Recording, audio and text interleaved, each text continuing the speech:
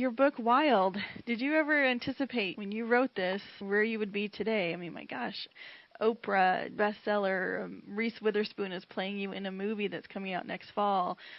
What do you think of all this? Well, I think that no writer in their right mind could predict or expect such a thing, especially by the time I wrote Wild, Wild is my second book. I'd been a writer for many years. I'm 45, and I've been writing seriously since I was about 20. And so, I really learned how it is to be a writer, and usually you don't become a best-selling author. You write a book that, if you're lucky, a small group of people read and love and hold dear. But, you learn not to think that Oprah's going to call you up someday, and so, I guess what I'm saying is I set my sights elsewhere, which is on the work itself.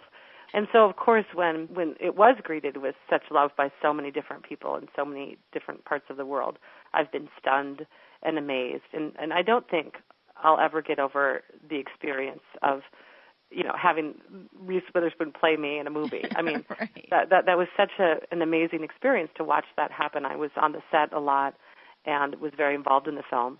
And it was just so bizarre and surreal and cool, too. Well, and that's the thing I was wondering, too, is, during the filming of the movie, you're revisiting some spots of where you had hiked. Was that the first time you had returned to the Pacific Crest Trail since you left it? No, I've been back to the PCT many times. I live in Portland, Oregon, and I still hike, and so it's still in my backyard. But it was really interesting. There are some places I hadn't returned to. We shot the film in Oregon, but there was one day that we shot in California, and that was the final day of the shoot in late November, and we actually went to the spot where I began my hike, just outside of the town of Mojave, California. And I stood there with Reese and the director and the crew and cast, and it was just amazing to watch her struggle to put on that really heavy backpack in exactly the fashion I did 18 years ago. I even got down in the dirt on the side of the road with the pack and showed her how I did it. And it was very moving. I hiked the first mile of that trail just for old time's sake. And I hadn't been back there since I began my hike. So I really reflected on the journey I've been on since that time. Of course, I wrote about the journey of the hike and Wild and the grief journey I'd been on before that. But really to reflect upon what's happened since then was a pretty profound experience for me. For maybe somebody that isn't familiar with the book, you were 26 years old when you decided to do this hike back in 1995. You say you were spiraling out of control. You'd lost your mother. There's so much in your story that resonates with so many people. When you decided to do this, you were never a backpacker. I mean, you've had experience outdoors, maybe camping and hiking, but you've never ever taken on something this particular nature and magnitude. At least from where I'm sitting, that's pretty big. What made you decide to do that particular hike, the PCT? Well, I think you're right. I had grown up in northern Minnesota, way out in the woods, and so I think it really goes back to that. I wasn't afraid of the wilderness. Quite the opposite. I knew that the wilderness was the place I felt most at home. I felt most gathered. And I think a lot of your listeners can relate to that, especially people who live in the Bend area. There's so much natural beauty around us, and when we venture into it, we feel a sense of serenity and peace. And I think I was seeking that. I had never heard of the Pacific Crest Trail until the day I decided to hike it. I was living in Minnesota at the time, and I just knew on instinct that I needed to pull myself up from that bottom, and I knew that doing something physical, something in nature, would perhaps give me the best chance of doing that. And it was really just by chance that I chose the PCT. I came upon a guidebook, and the trail sounded so magnificent and interesting that I just thought, I'll do that. Some of it was just that spontaneity. And, of course, the youthful foolishness where I just thought, well, I've hiked a lot, and I'd gone on lots of day hikes. And, it does turn out the backpacking is quite a different thing, walking along with all of your things on your back. And those who've read Wild know that I had maybe a few too many things. If that might be an understatement. Well, and I like too how the backpack, you name it, monster, how it takes on kind of a life of its own. It kind of becomes that heavy burden that we carry. I mean, you can see exactly what it represented, or at least, from when I was reading the book, what that represented to you is, and maybe to the rest of us, is that we all have this backpack or this baggage or this luggage that we carry around within our soul, and things that have shaped and altered our lives and make us question. Is that what that was for you? Absolutely. One of the coolest things about writing Wild and also taking that hike and having the experience is that things that were literally true also had metaphorical meaning. When I write about how heavy that pack was and how I had to bear it even though it hurt, I'm saying that, in an actual way, like I actually had to do that. And yet it also, of course, has a deeper meaning for most of us, I think. As you said, most of us have had an experience before where we think, I can't bear this. I can't continue forward. This is too painful. This is too hard. I have this monster on my back, and I have to, learn to live with it. And I think that once I really, all these years later, when I started to write the book, when I was writing about that experience, just the physical experience of the hike, I could see how much potential there was in terms of, the metaphorical meaning of the deeper journey that I was on the inside.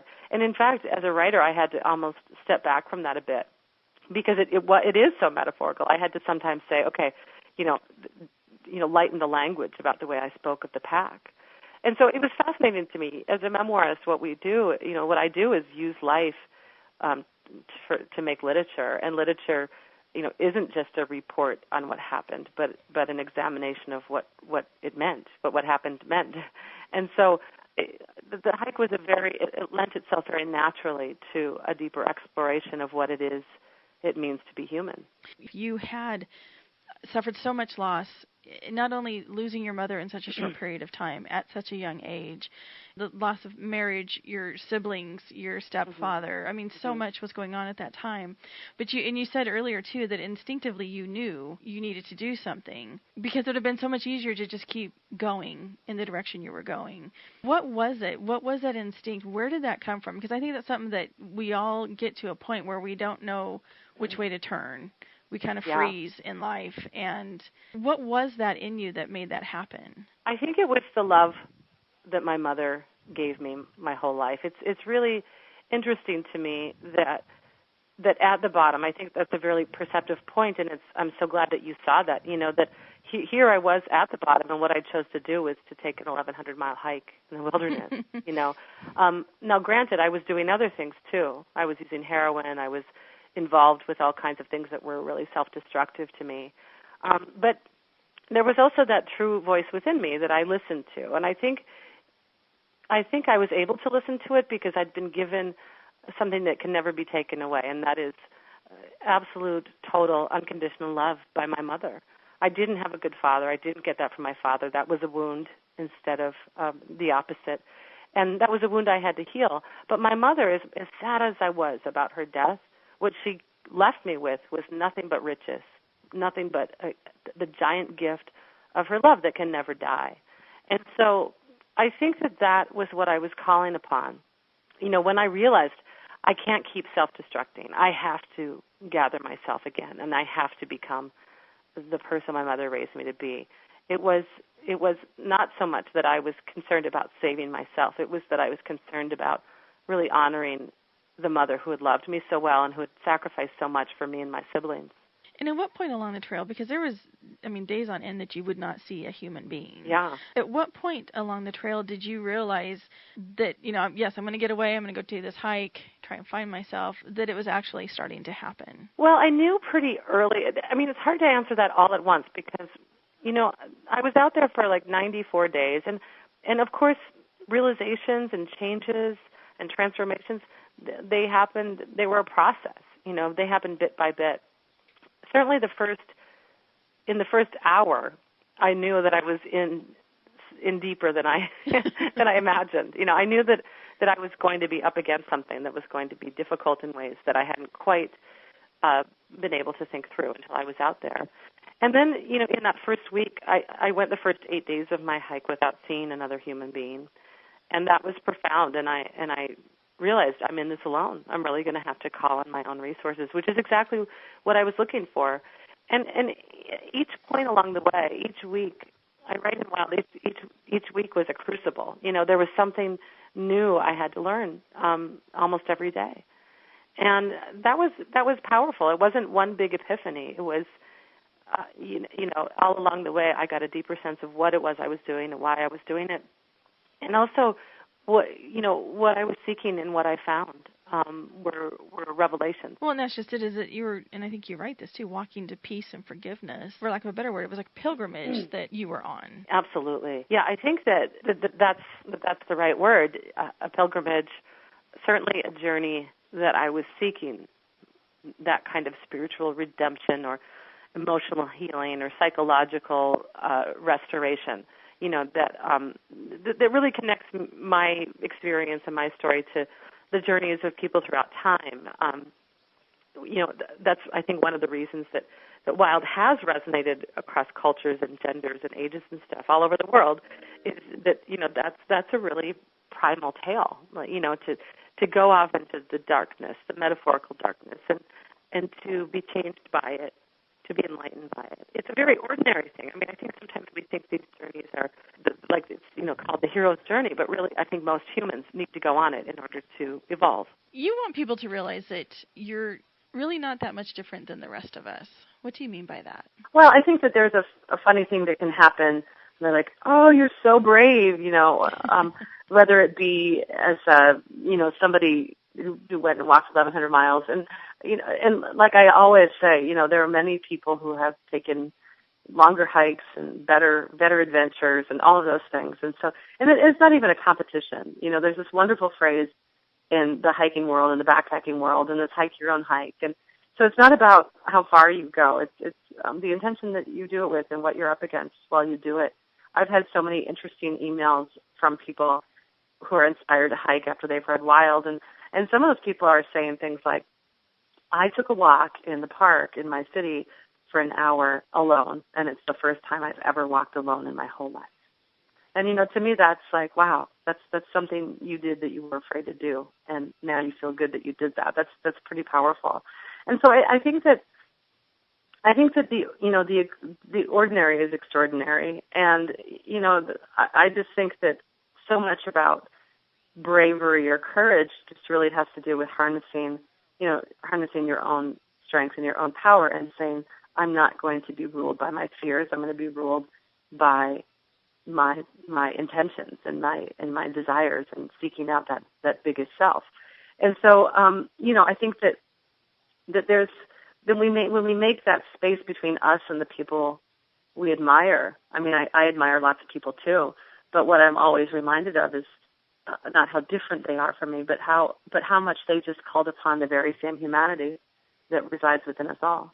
Oh, it's amazing and empowering, and because you are dealing with everyday life, grief, divorce, right? What's it like to be a human? And that seems to scare the heck out of a lot of people. Is who am I? Being alone with your thoughts. Yeah. Absolutely. You had a lot of time, 94 days to be alone with your thoughts. I did.